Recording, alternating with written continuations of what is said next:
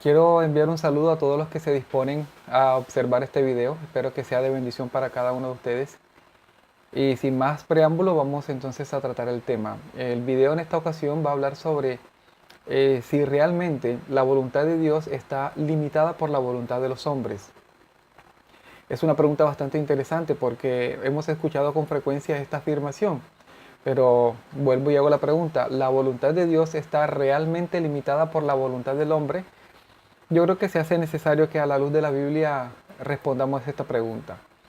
Constantemente escuchamos a la mayoría de los predicadores modernos y a los motivadores, pues creo que esa es la única palabra que se le podría decir, a estos motivadores que usan púlpito, decir que Dios es un caballero y que Él no intervendrá donde no lo inviten.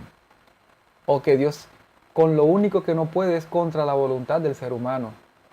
Quien hace tales afirmaciones no se da cuenta que se contradice porque luego dicen, tú no estás aquí por casualidad, lo dicen cuando están en el servicio, cuando están predicando, o le dicen luego a las personas, Dios te trajo a este lugar, porque en Dios no existen las casualidades.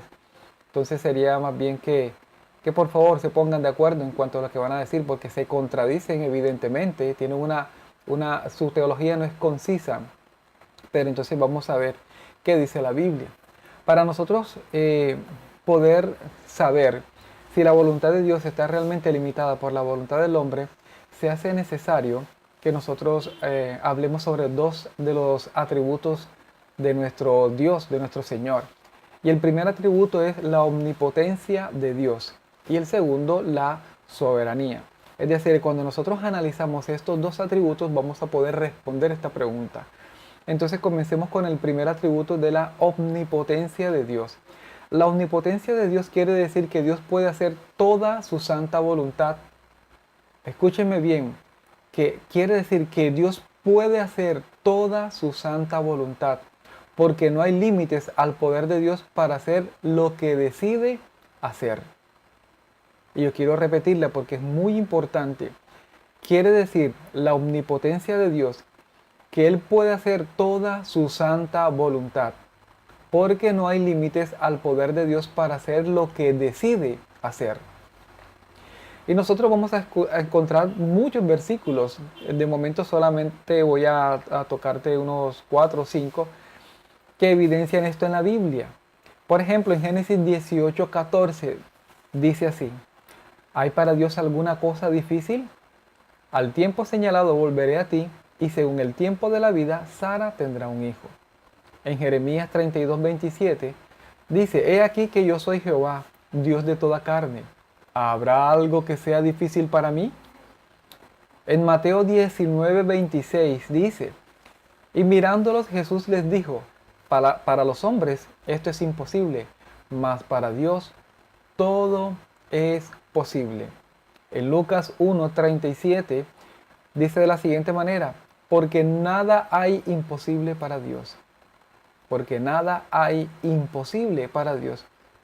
Y el último versículo que te quiero mostrar está en 2 Corintios 6:18, que dice, y seré para vosotros por Padre, y vosotros me seréis hijos e hijas, dice el Señor Todopoderoso. Él mismo se presenta como el Todopoderoso, ¿verdad? Hay sin embargo algunas cosas que Dios no puede hacer, a pesar de que Él es Dios Todopoderoso. Dios no puede querer ni hacer nada contrario a su carácter.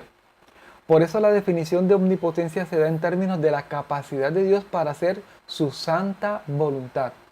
Ojo con lo que voy a decir.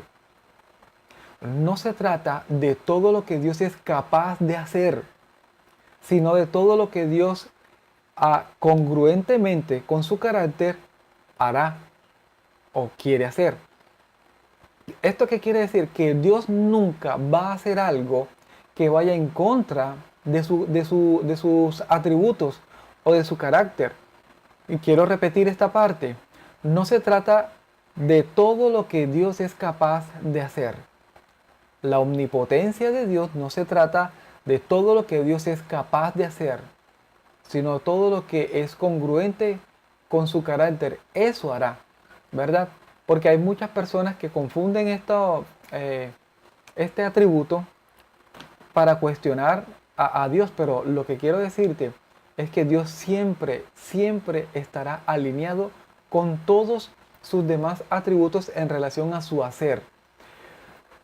Vamos a ver entonces algunos aspectos que la Biblia claramente deja ver en relación a lo que Dios no hará o no puede hacer. Por ejemplo, en Tito 1:2 nos habla sobre que Dios no puede mentir. En Tito 1:2 dice así: en la esperanza de la vida eterna, la cual Dios, que no miente, prometió desde antes del principio de los siglos. En Santiago 1:13 nos habla sobre que Dios no puede pecar. Dice: cuando alguno es tentado, no diga que es tentado de parte de Dios, porque Dios no puede ser tentado por el mal, ni él tienta a nadie. En Santiago 1:17 dice que Dios no puede cambiar. Dice: toda buena dádiva y todo don perfecto desciende de lo alto, del Padre de las luces, en el cual no hay mudanza ni sombra de variación. Esto quiere decir que Dios no fue uno al principio en la creación, luego en el Antiguo Testamento, y hoy es diferente. Ya Él no es de la misma manera, ya Él cambió su forma de ser. Dios es Dios y lo será por los siglos de los siglos. Según sus atributos y su carácter será el mismo. Dios no va a cambiar, no como nosotros, que algunos somos bipolares. Dice en 2 de Timoteo 2:13 que Dios no puede negarse a sí mismo. Así dice: si fuéramos infieles, Él permanece fiel. Él no puede negarse a sí mismo. Todas estas imposibilidades están soportadas de manera directa y evidente en la Biblia, pero surge la pregunta: ¿habla la Biblia de manera directa y de manera evidente acerca de la imposibilidad de Dios para intervenir en la voluntad de los seres humanos? Dios es un caballero, ¿verdad? Y Él no se meterá donde no lo inviten. ¿Será que eso es así? ¿Será que ese cuentico que nos han estado diciendo por mucho tiempo es realmente así según lo que dice la Biblia? Vamos ahora entonces, para responder la pregunta, habiendo visto el primer atributo, vamos a ver el segundo atributo, la soberanía de Dios. La palabra soberanía es el derecho, escúcheme bien, Dios es el creador, es el derecho, la cualidad o el poder que tiene el soberano, siendo este la excelencia, la máxima autoridad o la alteza suprema y absoluta que tiene autoridad sobre todos los demás. Es el que está por encima del resto. La soberanía también es la superioridad no superada en cualquier orden inmaterial. Todo esto quiere decir que Dios ejerce un gobierno ilimitado sobre el universo, puesto que Él lo creó. Le pertenece a Él. Él puede hacer lo que quiera en los asuntos de la creación, porque Él fue quien nos creó. Por ser el creador del mundo, todo el universo le pertenece a Él. Y Él tiene la autoridad absoluta sobre los ángeles, incluidos los ángeles caídos y los hombres. Él determina los fines y el propósito de todas las cosas, incluyendo los acontecimientos. Él gobierna como rey en el universo. Por lo menos yo te digo una cosa: yo no quisiera un Dios que no sea capaz de ser Dios. Un Dios que no sea capaz de ejercer control absoluto sobre su creación, pues ese Dios yo no quisiera adorar.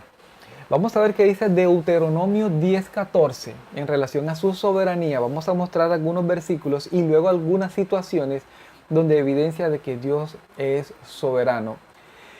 En Deuteronomio 10:14 dice: he aquí de Jehová tu Dios son los cielos y los cielos de los cielos, la tierra y todas las cosas que hay en ella. ¿Sí ven? A Él le pertenece todo. Primera de Crónicas 29:11 dice así: tuya es, oh Jehová, la magnificencia y el poder, la gloria, la victoria y el honor, porque todas las cosas que están en los cielos y en la tierra son tuyas. Tuyo, oh Jehová, es el reino y tú eres excelso sobre todos. En Segunda de Crónicas 20 del 5 al 6 dice así: entonces Josafat se puso en pie en la asamblea de Judá y de Jerusalén, en la casa de Jehová delante del atrio nuevo, y dijo: Jehová Dios nuestro de nuestros padres, ¿no eres tú Dios en los cielos y tienes dominio sobre todos los reinos de las naciones? ¿No está en tu mano tal fuerza y poder que no hay quien te resista? ¿Será que la voluntad del ser humano puede resistírsele a Dios? Sigamos adelante.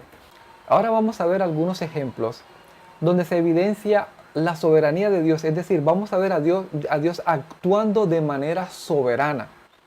Quiero comenzar con Génesis 45:5, dice así: ahora pues, no os entristezcáis, ni os pese de haberme vendido acá, porque para preservación de vida me envió Dios delante de vosotros. Escúchenme bien, estamos hablando de la historia de José. José fue un chico que sufrió de la envidia y del odio de sus hermanos. Sus hermanos a raíz del favoritismo que él tenía para con su padre y a raíz de los sueños que tenía donde él decía que sus hermanos se iban a rendir ante él, sus hermanos terminaron odiándolo. Luego en el desierto lo hicieron pasar por muerto, lo arrojaron a una cisterna, luego lo vendieron a unos mercaderes, unos comerciantes o mercaderes de Egipto, y José se lo llevaron estos comerciantes y lo vendieron como esclavo en Egipto. Fingieron pues la muerte de él y a su padre le dijeron que una bestia del campo lo había matado, ¿verdad? Pero José sufrió mucho. José, una vez que estuvo en Egipto, fue encarcelado, sufrió de falsas acusaciones, acoso sexual, etcétera. Y él pasó por toda una situación donde él sufrió mucho. Pero luego, cuando pasó el tiempo y se presentó una hambruna en esa región, sus hermanos, ya habiendo pasado mucho tiempo, se presentaron delante de José, no sabiendo ellos que era su hermano, para comprar alimento, puesto de que Dios lo había llevado a él en una posición de tal autoridad. Era la segunda persona más de mayor poder en Egipto después del faraón, y era la única persona que podía venderle alimento al resto de las naciones circundantes. Y sus hermanos se presentan a comprarle. Luego José se les revela a ellos como su hermano, como José. Le estoy resumiendo, realmente esa historia tiene muchos más detalles importantes y significantes. Sin embargo, se las resumo para dejar ver que José, cuando se le revela a sus hermanos que es él, le dice a sus hermanos que a raíz de la congoja que ellos sentían y de haberse sentido avergonzados por lo que le hicieron a su hermano, José le dice estas palabras, dice: ahora pues no os entristezcáis, ni os pese de haberme vendido acá, porque para preservación de vida me envió Dios delante de vosotros. ¿Qué quiere decir esto? Hermanos, no se preocupen. Sí, ustedes hicieron lo que hicieron. Sin embargo, quien tuvo un propósito con todo esto fue Dios. Dios me envió delante de ustedes y todo esto sucedió porque fue la voluntad de Dios. Entonces vemos allí Dios ejerciendo soberanía. En Lucas 22, del 21 al 22, dice de la siguiente manera: mas he aquí, la mano del que me entrega está conmigo en la mesa. A la verdad, el Hijo del Hombre va según lo que está determinado, pero hay de aquel hombre por quien es entregado. Estamos hablando del momentos antes, momentos previos a la entrega de Jesucristo para ser crucificado, ¿verdad? Estaban cenando y Jesús lanza esta expresión, hablando de que quien lo iba a traicionar estaba sentado a la mesa con él. Por supuesto, se está refiriendo a Judas.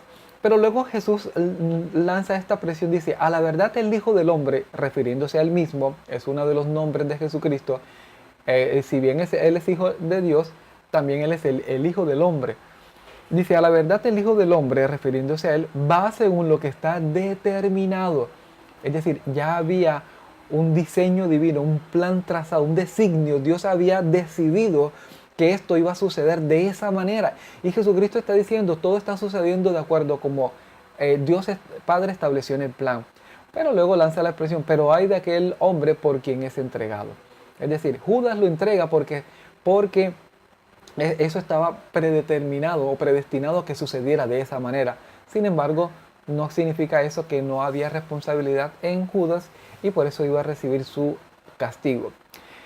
En 2 de Tesalonicenses 2, del 11 al 13, leamos de la siguiente manera. Dice: por esto Dios les envía un poder engañoso para que crean la mentira. Escúcheme bien.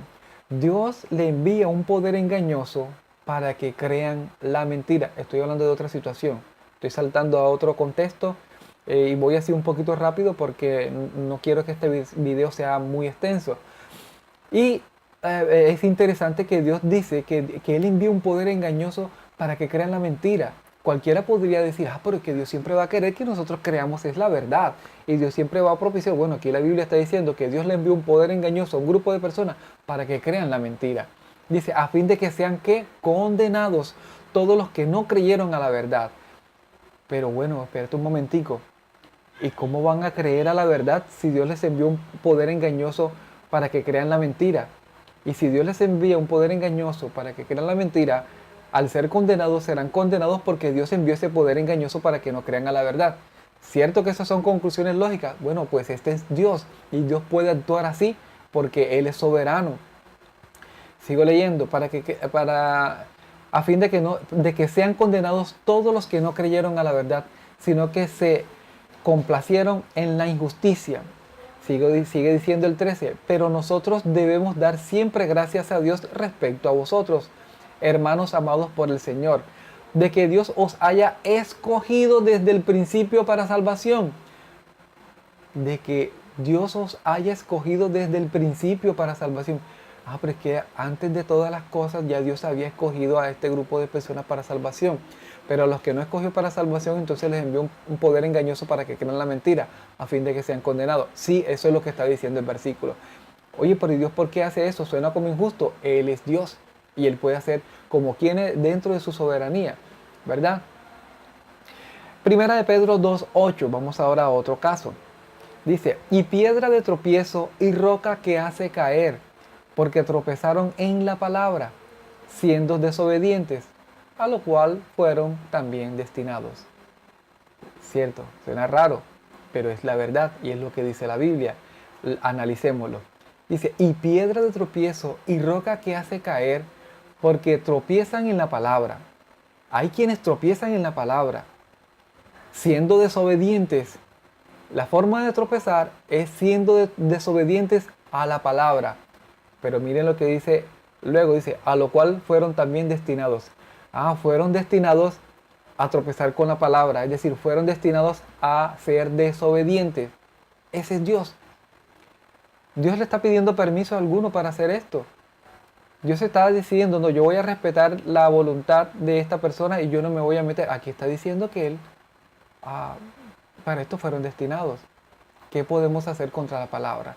Éxodo 4:21, otro caso, dice, y dijo Jehová a Moisés, cuando hayas vuelto a Egipto, mira que hagas delante de Faraón todas las maravillas que he puesto en tu mano.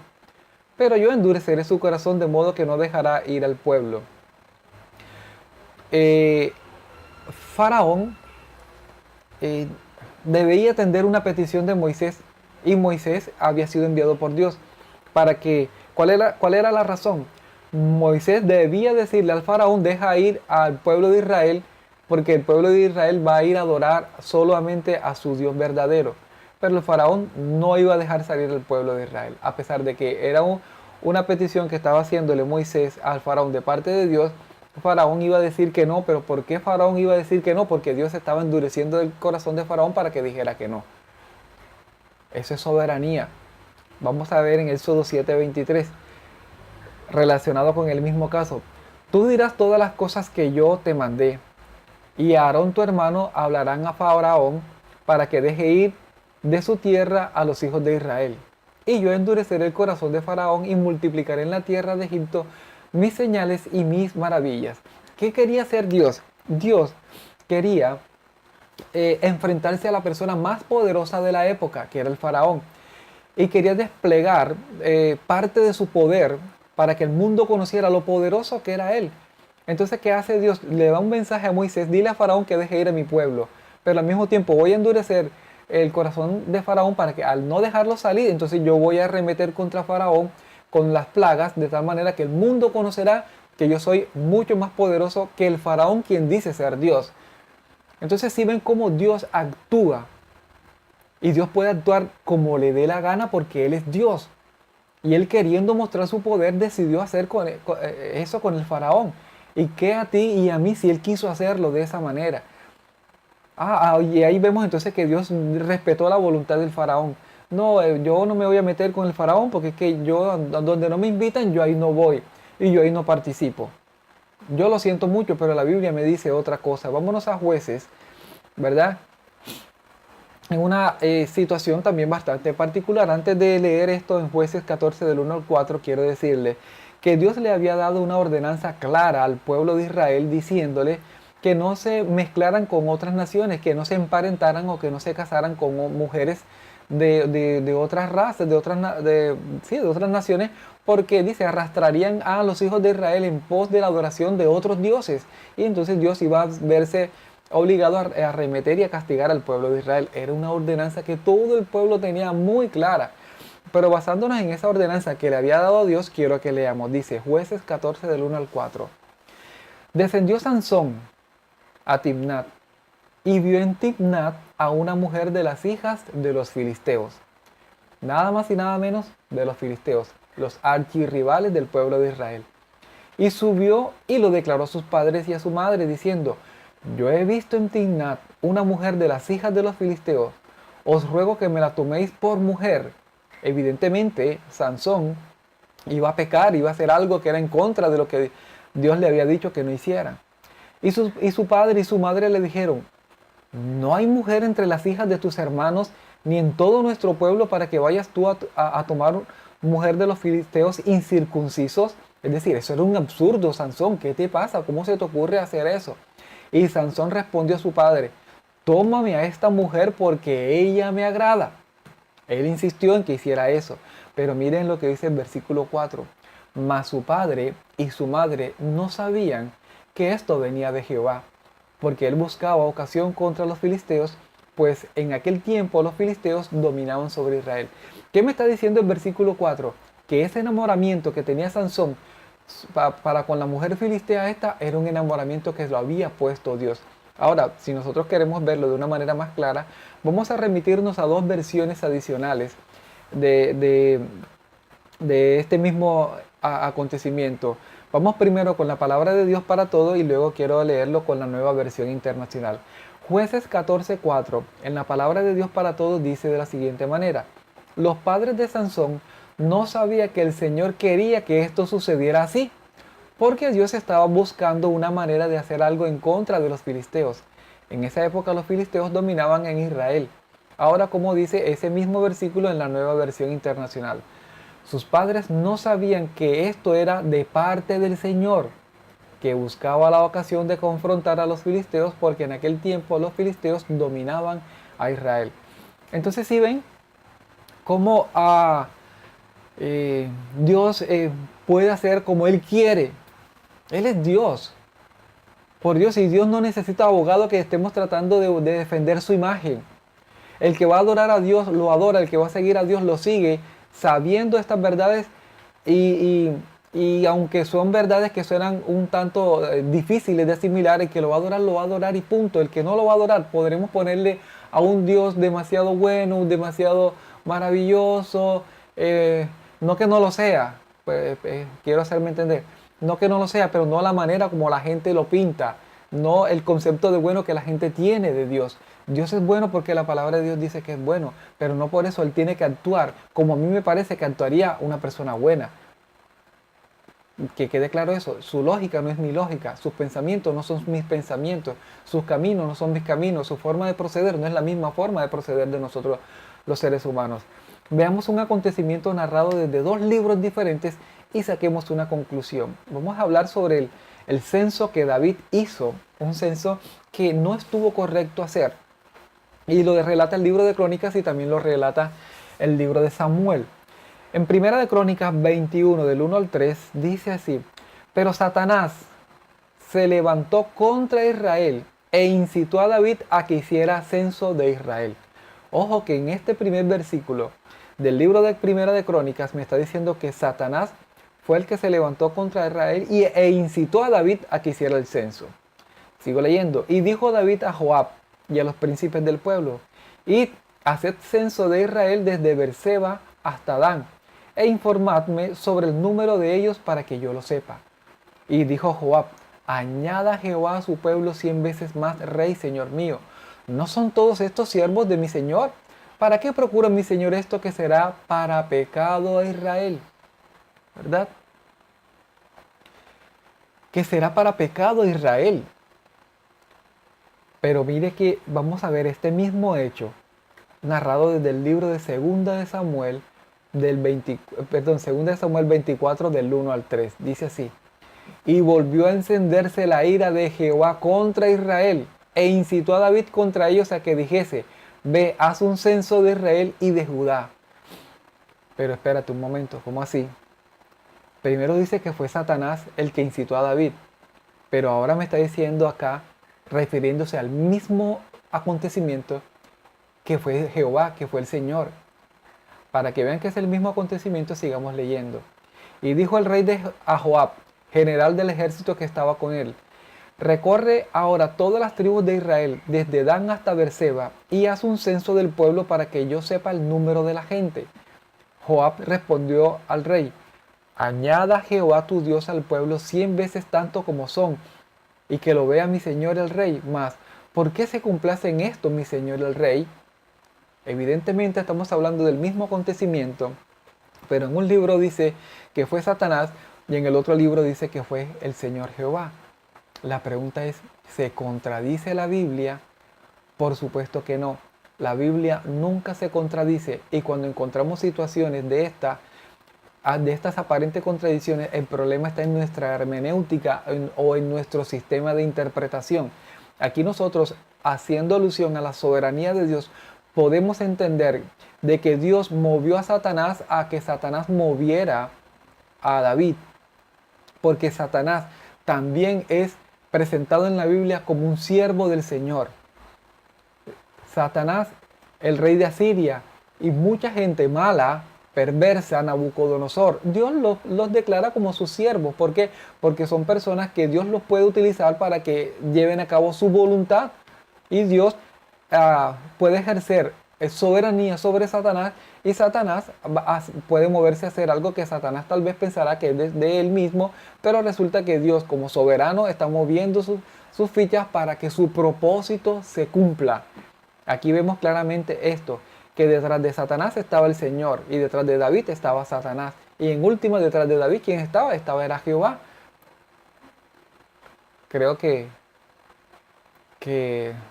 tu cabeza debe estar en este momento patinando un poco, pero tienes toda la libertad para seguir investigando e indagando de tu cuenta. En Isaías 10, del 5 al 6, dice de la siguiente manera: pobre de Asiria, la vara con que yo castigo, la uso para castigar a los que me han hecho enojar. Ojo, la palabra de Dios está diciendo que Dios a Asiria la toma como una vara con la que Él castiga a otras naciones. Dice: yo la envío contra una nación que no tiene temor de Dios. Le he ordenado hacerle la guerra a un pueblo que me ha hecho enojar, para que saqueen sus riquezas y lo pisoteen como barro en las calles. La versión palabra de Dios para todos. Si ven, Dios está ejerciendo soberanía sobre el rey de Asiria, para que el rey de Asiria vaya y haga lo que Dios quiere que haga sobre la nación que Dios quiera que lo hagan. Eso se llama soberanía. Dios es el dueño de la creación y de todos nosotros. Dios ejerce su soberanía tanto sobre buenos como sobre malos, sobre gente justa como sobre gente perversa y mala. No hay corazón, no hay voluntad que se resista al plan y al propósito que Dios quiere. Dios es Dios y Él puede mover sus fichas como bien le parezca. Yo simplemente confío en que su sabiduría, a diferencia de la nuestra, es perfecta. Y si Dios hace algo que según mi sabiduría imperfecta suena raro, pues me toca seguir confiando que lo que está haciendo Él lo está haciendo de manera justa, porque la Biblia dice que Él es justo. De manera sabia, porque la Biblia dice que su sabiduría es perfecta y no como la sabiduría de nosotros. Ahora vamos a ver una porción bastante amplia de la Biblia, ya para terminar. En Romanos 9, del 9 al 24, porque hay muchos detalles reveladores en esta porción de las Escrituras. Dice así: porque la palabra de la promesa es esta: por este tiempo vendré y Sara tendrá un hijo.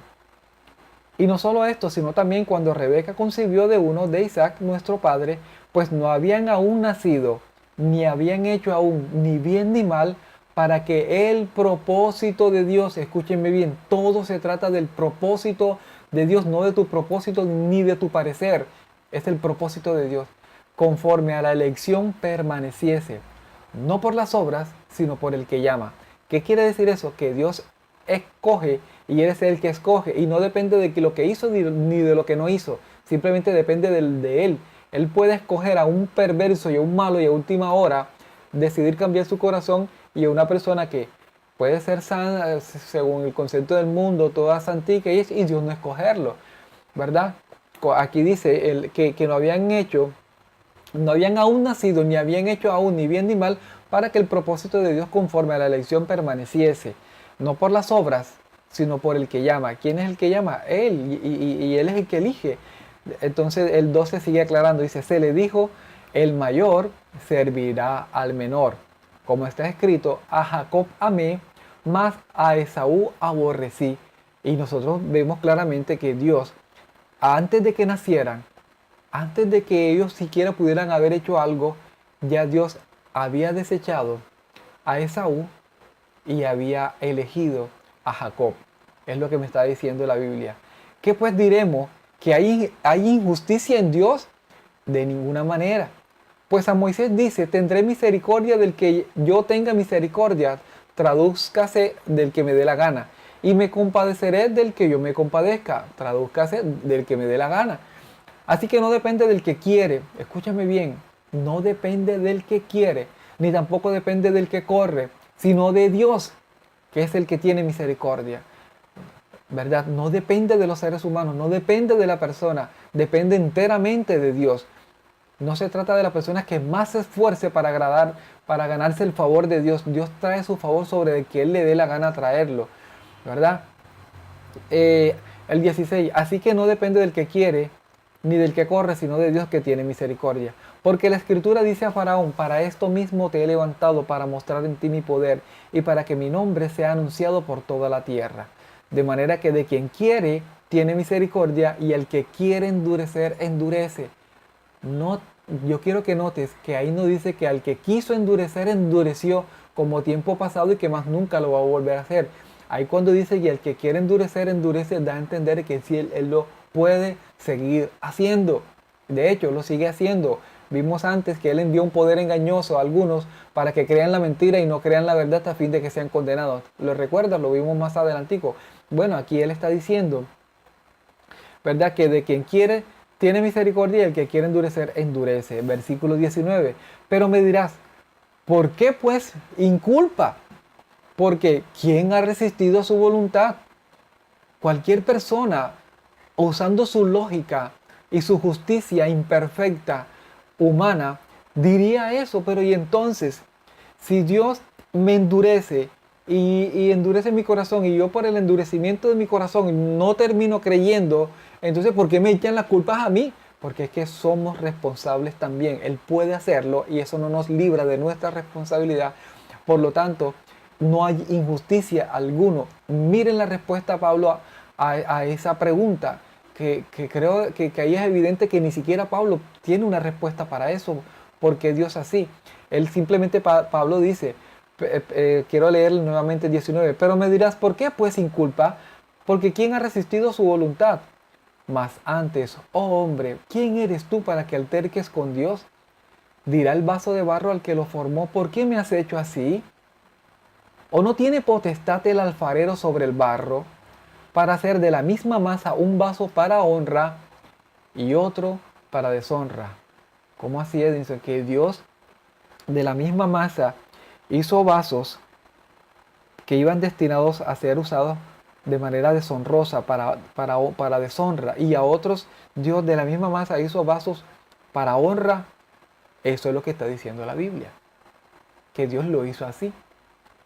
¿Y qué? El 22, ¿y qué si Dios, queriendo mostrar su ira y hacer notorio su poder, soportó con mucha paciencia los vasos de ira, escúchame bien, preparados para destrucción? Unos vasos, refiriendo a seres humanos, a personas que han sido preparados para ser destruidos, para destrucción. El 23, y para hacer notoria las riquezas de su gloria, las mostró para con los vasos de misericordia que Él preparó de antemano para gloria. No, es que Dios sabía que tú te ibas a portar bien, que tú ibas a ser buenecito, y por eso entonces desde antes aquí me está hablando de que Él simplemente escogió desde antemano. Y no depende de lo que la persona hizo o de lo que la persona no hizo. Y no depende de que Dios vio que era buena, que iba a hacer. No, simplemente depende de Él. Porque si fuese por eso, Él nunca hubiese escogido el ladrón de la cruz. El ladrón de la cruz estaba muriendo precisamente porque se había portado mal y había hecho cosas malas contra la sociedad. Había violado principios, leyes, falta la moral. Sin embargo, Dios lo escogió. En último momento el hombre se salvó. Entonces no depende del que quiere, ni del que corre, ni del que más carita de santo tenga. Y el 24 dice, a los cuales también ha llamado. Esto es a nosotros, no solo los judíos, sino también de los gentiles. Entonces, ya para terminar este video, vamos a hablar de la conclusión.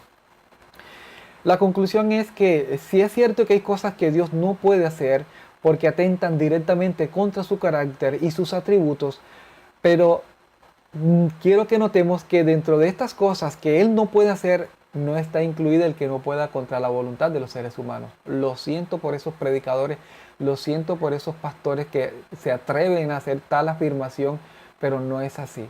Hemos visto suficientes pasajes bíblicos que dejan ver que Dios como soberano puede hacer lo que quiere, con quien quiere, como quiere y cuando quiere. Él es Dios y hará lo que bien le parezca, nos guste o no nos guste. Y lo que tenemos que confiar es que haga lo que haga y nos parezca como nos quiera parecer, debemos confiar en que Él es justo y que Él es bueno y que Él es sabio y que Él sabe lo que hace. Él entiende lo que tú y yo no vamos a entender, tal vez nunca. Dejémoslo de ser Dios y dejemos también de estar creyendo a esa cantidad de charlatanes, de predicadores, de pastores que lo único que quieren es hacerte creer que la Biblia dice una cosa cuando realmente está diciendo otra para aprovecharse de ti, para manipularte y para tomar de ti lo que no debe tomar, ¿verdad? Al buen entendedor, pocas palabras. Bueno, hasta aquí quiero dejar este video, espero que te haya sido de bendición, tienes toda la libertad, ahí están los versículos, puedes anotarlos, puedes investigarlos, puedes leerlos y corroborar por ti mismo. Ni siquiera te estoy diciendo que me creas a mí porque te lo estoy diciendo, ve a la Biblia y ahí están. Bueno, sin más me despido, nos vemos en un próximo video.